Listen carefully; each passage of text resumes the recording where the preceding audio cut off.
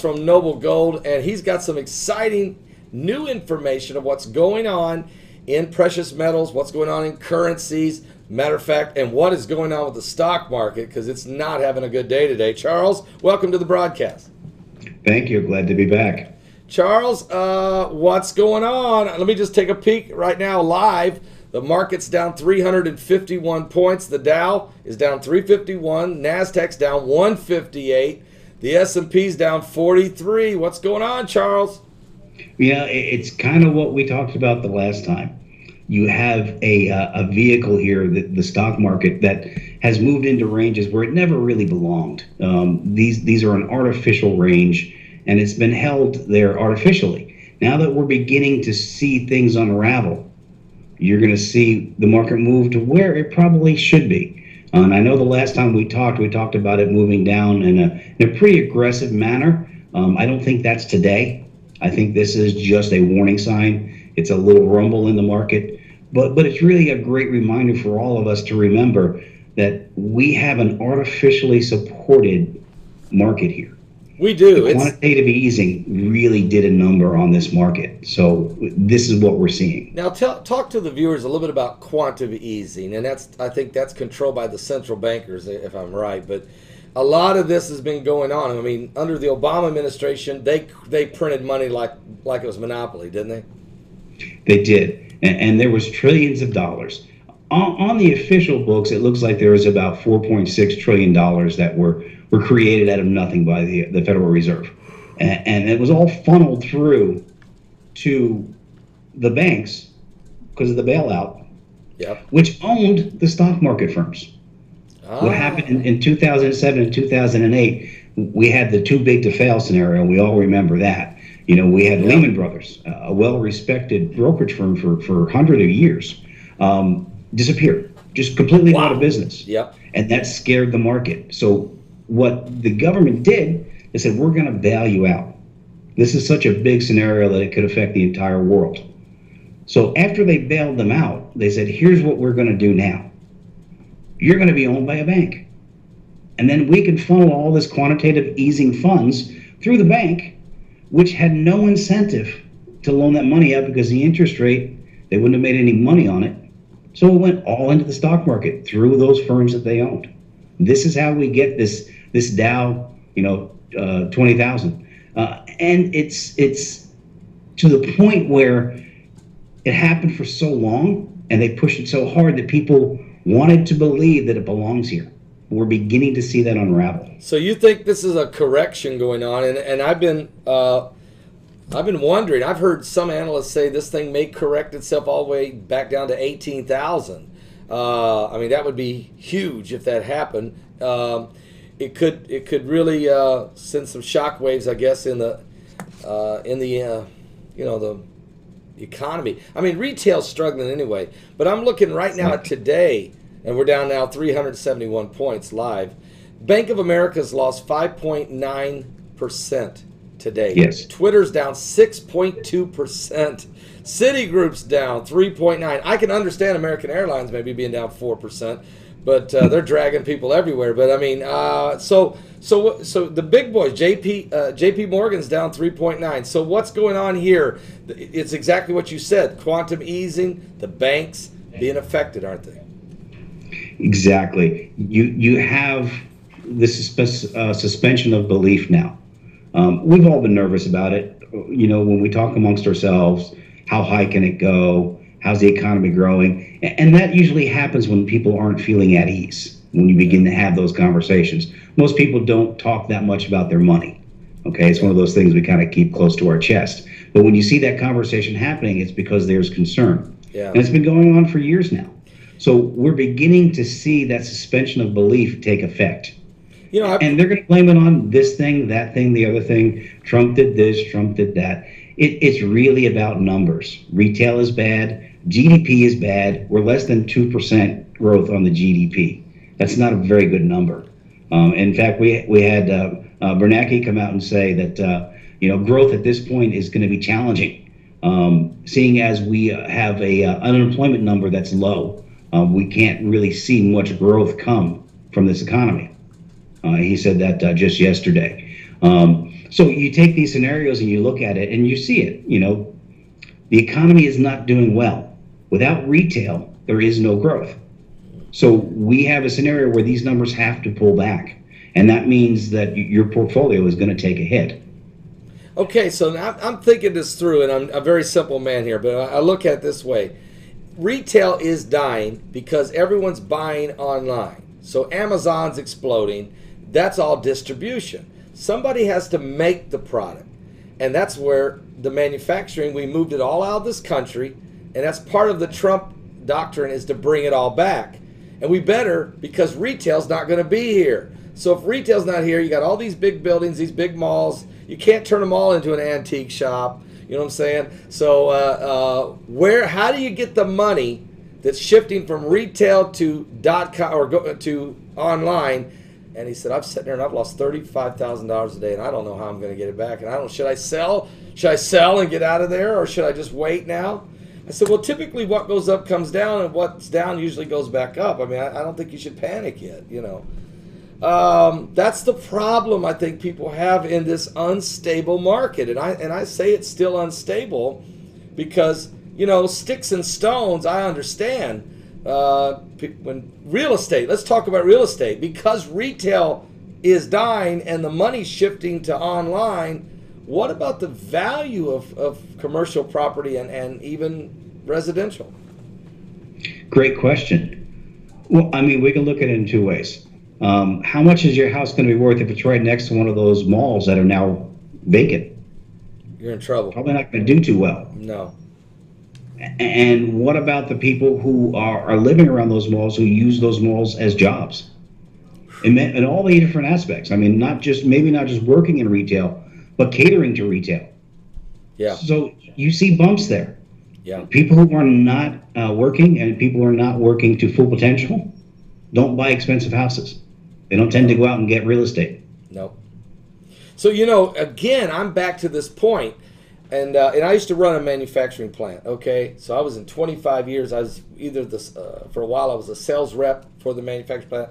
For a while I was a plant manager. And for a while I was the president of the company. I didn't own the company, but I was just working for him. And the guy owned like 7 companies, I think he had, or 7 factories. So I was always a manufacturing guy. I was around and I knew what was going on. I'm sitting here today thinking about this. I'm thinking retail's dying. Online's buying. Distribution companies should do great. But if we don't get we got to hurry and get the manufacturing here before the retail totally bottom falls, or there's going to be a ripple effect in this economy. You know what Walmart did to downtown America? It just closed down downtown. Well, guess what? Amazon's getting ready to close down Walmart. I mean, are we looking at a shift here? We are. And the thing, and this may be a little speculation on my part, what do we think happens to the online price of things once retail's gone? Do you think it's still cheap, or do you know they have a captive market and then raise the prices? It's going to go up. It's got to go up. Here we go, free enterprise, capital market. This is how it works, supply and demand. So we're back to gold again. We're back to gold again. I mean, I guess, again, don't throw all your eggs in that basket, but to your point, you need to have a little bit of diversity here. Certainly you might need some precious metals. Absolutely. You take an interesting thing too, we just had, the Puerto Rico just filed bankruptcy. And this really does go to show that point, that there is an issue out there. $74 billion bankruptcy filed. That's the largest bankruptcy filed by a municipality in the United States history. And it's usually the beginning wave. When you see one, then there are others to follow.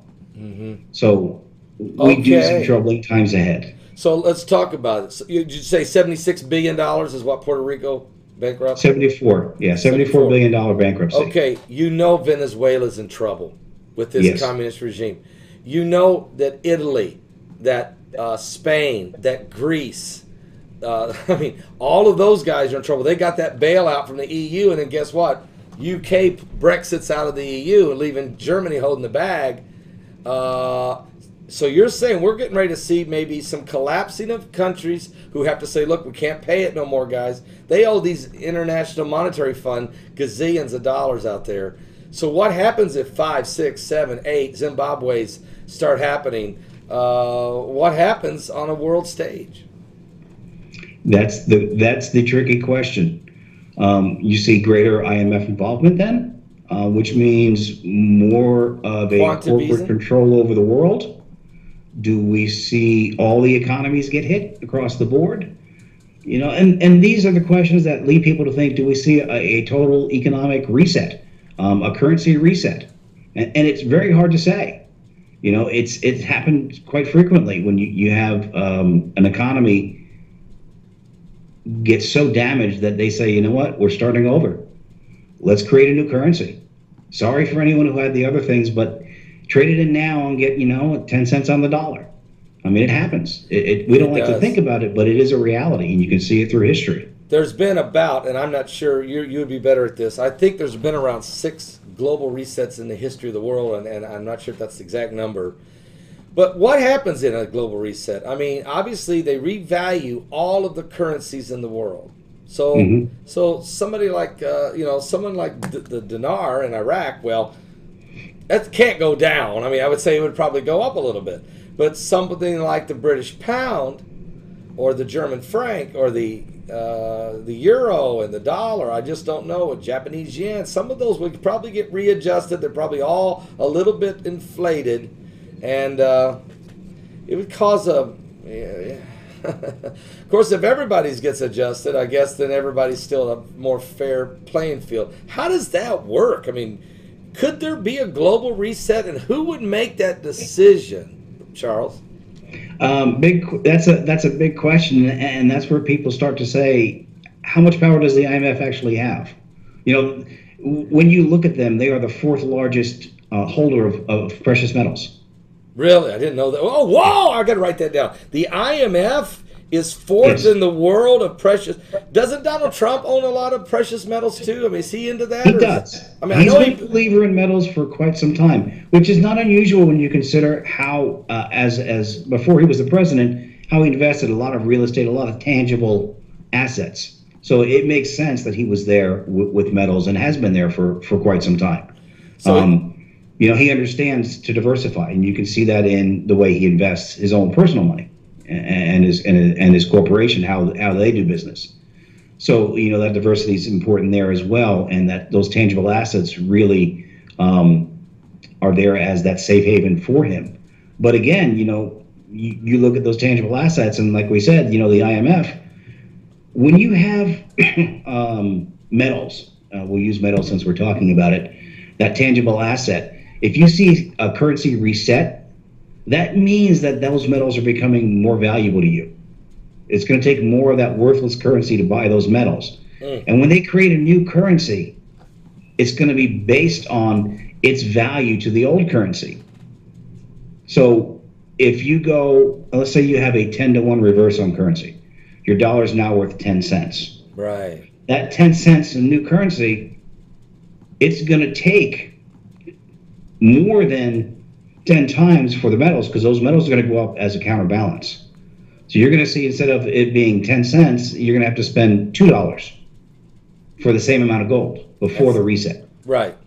Everything gets devalued and revalued, and it's a shifting of how things, because I went to Jamaica, I was preaching in Jamaica, and I sat down and I ordered a cheeseburger and fries, which I probably should back off on that, but anyway, and they bring me a bill, and it was $95. I said, whoa, time out. Well, what I didn't know is Jamaica had a 100-to-1 ratio between the dollar. Right. It's for $1 US about $100 Jamaican. So I after I figured it out, I said, okay, it was really a $9 hamburger, but it's 900 there, or 90 there, something like that. I'm going to ask you a question. When you look at things, you take Donald Trump, for instance. He has, he's got a skyscraper everywhere, but he's got a lot of money tied up also in precious metals and gold, making sure that he's got a backup plan. But when we talk about a reset, a global reset, a currency reset, when we look at the Bible, it keeps talking about you can't buy or sell. The mark of the beast will come down the road. There has to be a one world currency. Is it possible that as these nations start filing bankruptcy, or as some nations do real good, and as everything is shaking out, I mean, to do a global reset, is it just put everybody under one currency? Could that be the plan of some of the people working in the IMF and the central bankers? Could be. Even if we take, and let's, for those outside of the believer realm like we are, it would make things easier to control economic-wise if you had one currency. As believers, we know what's coming. We know that that will eventually happen, and we know what a horrific thing that means. Right. But for those who don't believe, it's going to make perfect sense for them. Oh. And ultimately, if you think about it, it has to make perfect sense for people to want to do it. I mean, if people knew that this was going to create the hard times that are yet to come, when you see that one world currency and you see the tribulation begin to happen, they would fight more. You would have more people resist. But things have to be bad for that to look like a good option. So that's what people forget. Yeah. People aren't doing this willingly because everything's great. They're doing it because things are so bad, it seems like the only hope they have, because they've misplaced their hope. That is the greatest analogy of why people will do this, is because they'll see this as the salvation. They'll see this as the only option left. And somebody will be able to sell that to the world, that this is the move we have to all make to save mankind, or to pull ourselves out of this jam. And it'll be easier to convince people to do this.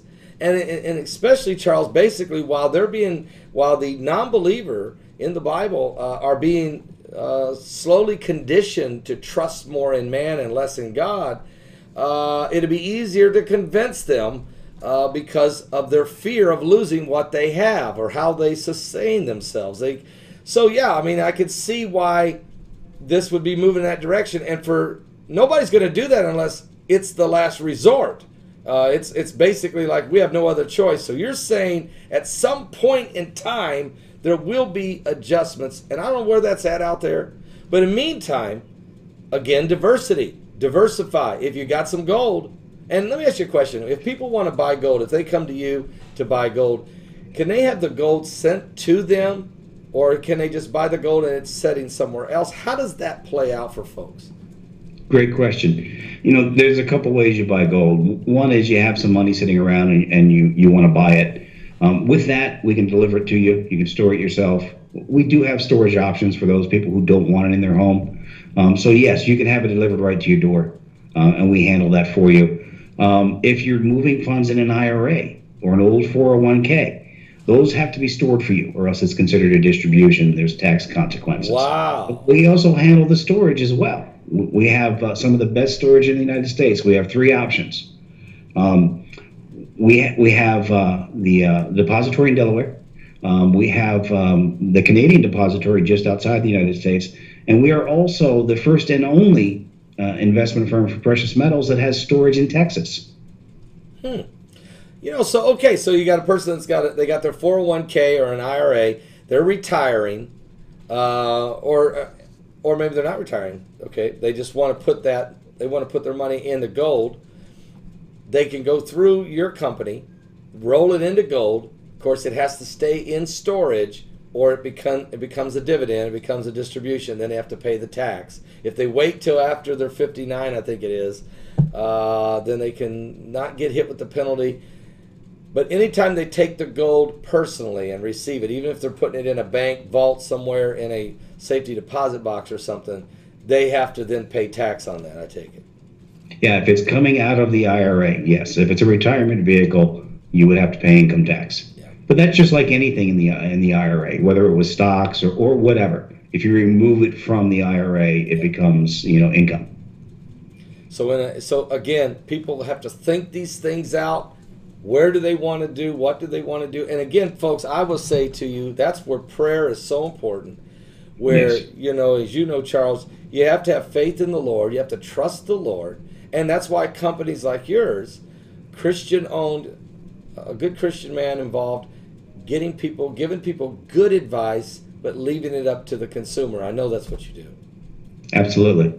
Absolutely. I can only show you options. They're your options to choose, and obviously, you want to take your time. You want to pray about it. You want to think about it. That is the most important thing you can do for everything, not just for what we're talking about right now, your retirement or precious metals. I think, time spent on your knees is the best time that you can spend when you're making any kind of a decision in life. Wow. So, prayer is so important. You find out what's available, you pray about it, and you make a decision. That's really how the best decisions you make in your life are really established. If you look back at all the great ones, they probably involve some form of that combination right there. And don't panic. Isn't that another one? Right. Don't panic. There is no need to panic. God is in control, first and foremost. So calm down, relax, get a cup of coffee. Are you serious? Don't panic. If the market, like today, down 372 points, I think it closed it down 372 in the Dow, NASDAQ down 158, the S&P 43. Good day to be sitting here interviewing you so we can get some understanding. Hey, stock market might not be the only game in town or the best game in town. Certainly, though, you got to look at gold, you got to look at silver, and you got to diversify and think these things all the way out, and pray about it. Let God direct your path. There's a scripture that says that. Trust in the Lord with all your heart. Lean not to your own understanding, but in all your ways acknowledge the Lord, and He'll direct your path.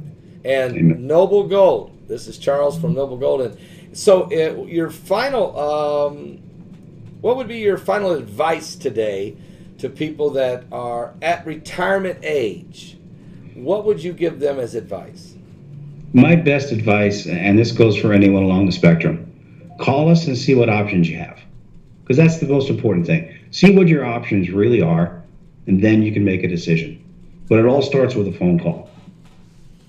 And that phone number you wanted to call, Charles? 888-596-7916. There you go, folks. Also, just click on the, if you look at the description right there on this video, you'll see right at the very start of the description, there's a link. Click it. It takes you straight there, and you get a hold of Charles right away. You can get your information that you need to know, where we're at in the market, what's going on with gold. Should you diversify? How much should you? You guys work with people. You take a look at their portfolio. You talk to them. You find out where they're at in life, don't you, to kind of give them advice? Absolutely. Absolutely. We take our time, make sure that the information's right for them. There will be an occasion where we say, maybe metals aren't right for you. It happens, and we're not afraid to say that. That's the integrity. The right thing isn't always the easy thing. That's the integrity part, Charles. That's what we love about you. That's the integrity, is to be able to say to someone, I think you shouldn't do that, maybe not, and here's why, and to help folks who don't know what to do. I mean, look, things are changing. We just talked about retail dying and manufacturing needing to get here. So Trump, can I ask you a question? Trump tax plan. I know the media's beating him up over the Russians and all this. This is all smoke and mirrors to try to derail really his objective, which is to change it and to help us get out of the Obamacare disaster that's about to happen. And people don't realize this. It's going to implode. Now, maybe not the plan they passed in the House is the right one. The Senate needs to tweak it, but we got to do with something with it. But I think even bigger than that is we have to look at what's going on with the taxes. If he implements his tax plan, it's really going to help a lot of folks. That dropping that thing from 39 to 15, especially for S corps, and I mean that's absolutely. And it's going to create more jobs. It's going to create extra income, and people, especially Americans, if we have extra income, we like to buy things. Sure. So it's going to spur the economy as well. It just doesn't happen overnight. That's the thing. It takes a while, but it does work. It's time proven. So his tax plan is actually a good plan for the economy. I think cutting taxes and bringing the manufacturing base as much as we can back to America to offset a dying retail base, I think is a good plan. I have to be honest with you. I think he's got a good plan, but he's going to have to have some folks go along with him. And it looks like the swamp is getting slimier by the day. I mean, they're struggling over there, guys. They're fighting, aren't they, Charles? Well, let's be honest. Draining the swamp is not that simple. The swamp does fight back. There's some crocodiles in there, I can tell you. Absolutely. Charles from Noble Gold, we're so glad you're with us today. It's been a very entertaining, very informative discussion, and we truly appreciate everything you do. And we want to thank you for being with us today. Oh, it's my pleasure. Thank you. God bless. God bless as well.